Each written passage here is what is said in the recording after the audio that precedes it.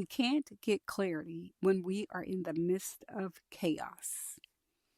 Have you ever had a season where life feels so disorienting that you can't tell if you're being delayed, denied, or redirected? A season where so much is shifting that you start reaching for control, like your phone, your schedule, your explanation. You start sleeping in longer, your old patterns, or your therapist, just so you could feel some kind of steadiness or peace. And then God starts teaching you through something unexpected, like a lemon tree, a driverless car, and the uncomfortable feeling of thinking that you have been buried, but you've actually have been planted. So this season 2, we're talking all about detox. And today we start here. We can't get clarity when we're in the midst of chaos. Hey y'all, I'm Madison Simone Chase, also known as Miss Chase. I was raised by an incredible single mom who is my biggest fan and my BFF. I'm also a celebrity certified personal trainer, fitness and wellness expert, and sports and entertainment media host. I was born in Fort Worth, Texas, raised in Dallas, built in Los Angeles, and I trained at Juilliard School of American Ballet. From there, I became the world's only 3-time ESPN Miss Fitness champion, and I've had the pleasure of appearing in more than 450 fitness DVDs. And the first of those 450 DVDs and infomercials was led by celebrity trainer Gunnar Peterson, who's known for training the Kardashian family. As a celebrity certified personal trainer, some of my most notable clients include Robert Pattinson of Twilight and Batman, Chris Tucker of Rush Hour, Amber Riley of Glee. And as a sports and entertainment media host, some of my favorite red carpet moments include chatting with Richard Branson, Dwayne The Rock Johnson, Emma Stone, Viola Davis, Tyler Perry, Justin Baldoni, Issa Rae, and Tiana Taylor, to name a few. I share my accomplishments not to brag or boast or stick out my chest for my ego, but it's really so that I could give honor to my mom who sacrificed so much so that I could blossom and flourish into the woman I am still becoming. So if you're listening and or watching, pull up a digital chair, grab yourself a cup of hot or cold herbal tea, and welcome to my cozy home. I've cut to the chase at 8, a 15-minute micro learning moment for macro living. And I am so overjoyed that you are here because this is where we explore and lean into life with our lived experiences, yours and mine, where we invite lots of grace in this space because we're living in some very interesting times. We chat all about spirit, mind, and body health that is ultimately your wealth in micro doses for macro living. So make sure you join me twice daily for just 15 minutes at 8 a.m. and 8 p.m. Central Standard Time. That schedule is all off because thanks to Apple Podcasts, we're still in a battle.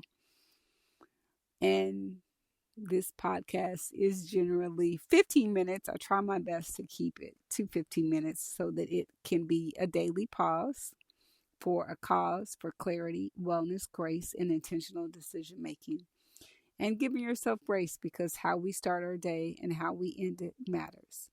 In each episode, my offer to you is 3 keys and 1 question to sit with and hopefully encourage you to give yourself grace in this space with something practical, something grounded, and something you could carry with you.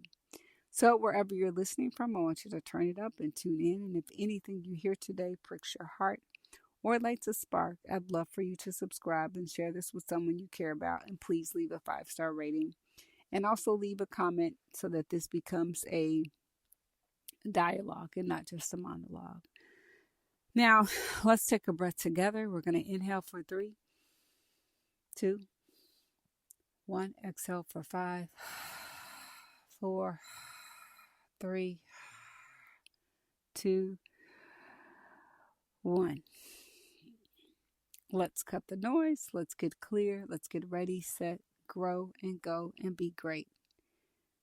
The title for today's episode again is We Can't Get Clarity When We Are in the Midst of Chaos. And today's episode is personal because I am in the midst of a lot of chaos. But because this detox conversation didn't start for me as like a concept, it started as me confronting what I was growing through. It was a spiritual lesson, an emotional lesson, a nervous system lesson. And what I'm learning in this season is that detox is not always about removing something that's obvious. Sometimes detox is about removing your addiction to try and control something when we know that we are not in control of anything. So I wanted to start with a lesson that I learned from a lemon tree because I kept thinking about this lemon tree. A lemon tree doesn't produce fruit just because we want it to. It has to be rooted, it has to be tended to, it has to be pruned, it has to be watered, it needs sunlight, and it has to survive seasons that don't look fruitful. And from the outside, pruning can look violent. The branches are cut, the leaves are gone, the shape changed, the color changes. And if you don't understand the process, you think that something was wrong. But pruning is not punishment, pruning is preparation. And I think a lot of us, especially high functioning people, strong people, giving people, empathetic people, people who care about other people, we can sometimes misread what a pruning season actually is. We think, why is this being cut back? Why is this so slow? And why does this feel so barren and bare and isolating? And why is this not producing fruit the way it used to? But what if the season that you and I are calling loss is actually care? And what if the cutting is not rejection but cultivation? And that's detox. Because detox is not always adding more wellness habits. Sometimes detox is letting God prune what no longer needs to be fed. Patterns, people, pacing, performative productivity, false urgency, things that don't matter, superficial things. And if we fight the pruning season, we delay the fruiting season. I know, right? And that brings me to the lemon tree. My mom was ready to throw this lemon tree in the trash. Like she was like, it's done, it's dead. And I was like, no, it's not. Let me keep watering it. So I kept watering a tree that looked like it would not bear fruit. And by the end of the season, it had more fruit than the new lemon tree that we purchased. Which brings me to part two. Waymo. God can take the wheel.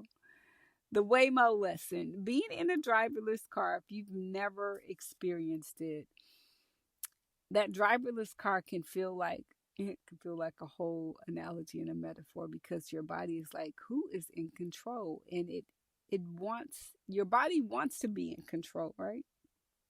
And if you've ever been in the driver's seat or the back seat and you're the passenger driver trying to drive for the driver, and so you ask yourself, why am I moving and nobody is driving? And should I trust this? Should I grab something? Definitely should wear your seatbelt. Should I get out? And for a lot of us, that's exactly what surrender feels like. We say we trust God, but when the wheel moves out of our hands, our nervous system tells the truth because we don't just want outcomes, we want control over how we get there. We want to know the route, we want to approve the timing, we want to manage the stops, we want to override the detours, we want to tell it, we want to outbeat the navigation system because we think that we have a better way. And this season has been teaching me sometimes clarity comes after surrender, not before. And sometimes you do not get peace because everything makes sense. Sometimes you get peace because you stop grabbing for the wheel.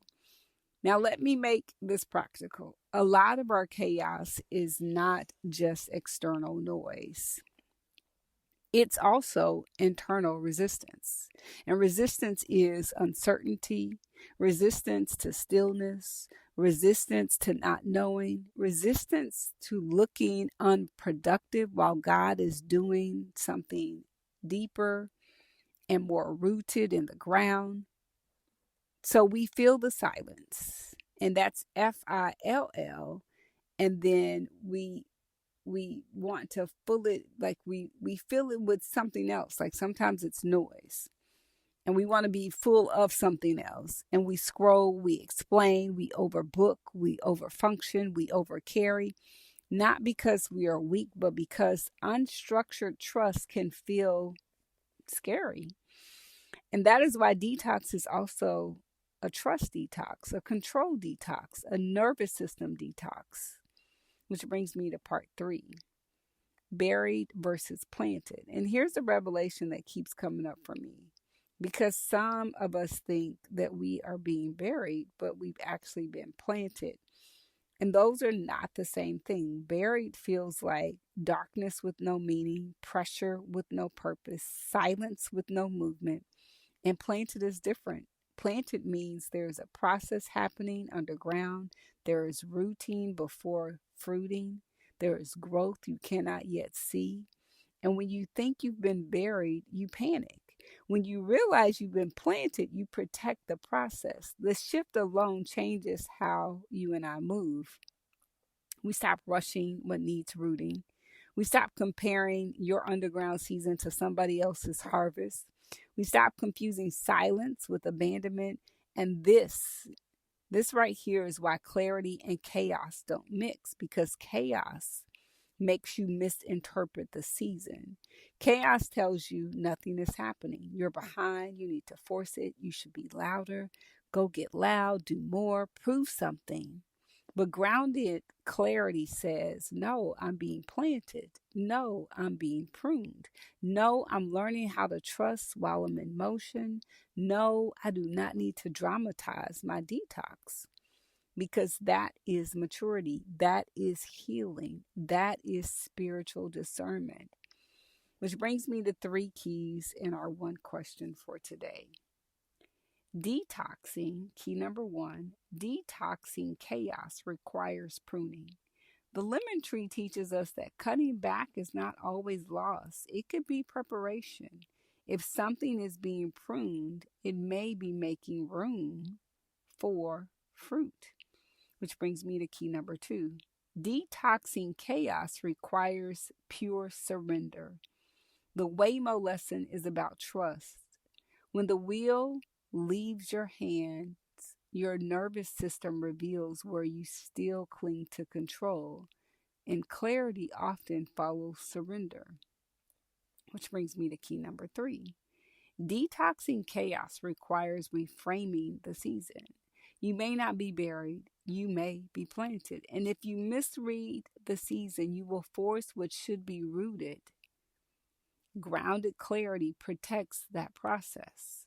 And our one reflection question to sit with: where in my life am I misreading pruning, surrender, or planting as punishment?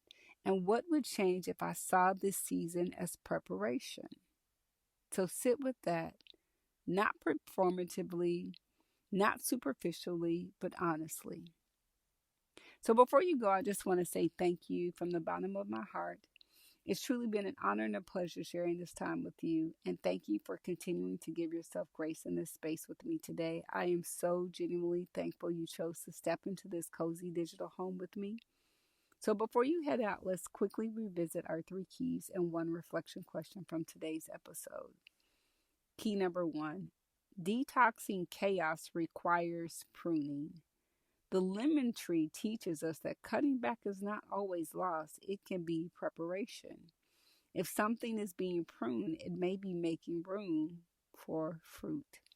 Key number two: detoxing chaos requires surrender. The Waymo lesson is about trust. When the wheel leaves your hands, your nervous system reveals where you still cling to control. And clarity often follows surrender. Key number three: detoxing chaos requires reframing the season. You may not be buried, you may be planted. If you misread the season, you will force what should be rooted. Grounded clarity protects the process. And your one question to sit with: where in my life am I misreading pruning, surrender, or planting as punishment? And what would change if I saw this season as preparation? So if today's episode offered you clarity, insight, or even a pause, for a cause you didn't know you needed. If there's anything that I shared that pricked your heart or lit a spark, I'd love for you to subscribe, share this with someone you care about, and leave a 5-star rating because it helps the space to grow and reach others who may also need it. And before you go, I want to offer a gentle invitation. If you've been listening consistently, I'd love for you to consider becoming a C3 Cut to the Chasers Chase at 8 Circle founding member. And this is a community for those who want to build, grow, and heal together intentionally, honestly, and in rhythm with like minded people. And founding members help shape what this space will become. And I'd be honored to have you be a part of that beginning. So thank you for joining me here twice a day for our daily 15-minute microdose for macro living. Let's close with one breath together. Inhale for 3, 2, 1. Exhale for 5, 4, 3, 2, 1. I'll see you tomorrow at 8 a.m. and again at 8 p.m. Central Standard Time. This is Cut to the Chase at 8 with me, Madison Simone Chase. You're ready, set to go and grow. Let's be clear and let's be great. Blessings to you and yours until tomorrow.